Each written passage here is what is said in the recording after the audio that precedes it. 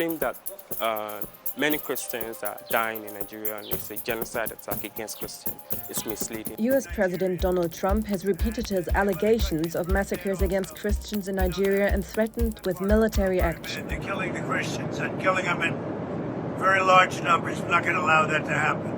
The Nigerian government has flat out rejected these claims, but admitted having a security problem.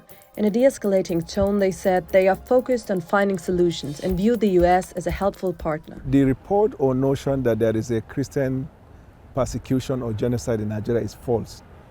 False both from the premise and the conclusion. It is not supported by data. So what's going on? Who's telling the truth about Nigeria's Christians?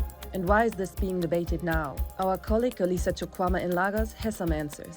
Nigeria is a half-Christian, half-Muslim nation that has been grappling with an insecurity crisis for more than a decade. It's a complex mix of terrorism, banditry, kidnapping and criminality.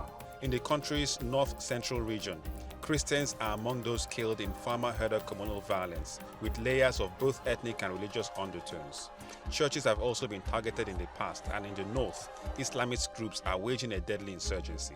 The Christians in the northern part that are affected by these insurgencies are minorities. Data is saying that there are 9 Muslims to 1 Christian who are affected by this insurgency. We discovered that more Muslims are even attacked, more Muslims are displaced, more Muslims are killed than Christians just because of the location they're in. So where do these narratives come from? Analysts point towards right-wing linked Christian advocacy groups from the US and locally that often cite unverified data about violence in religiously diverse countries like Nigeria.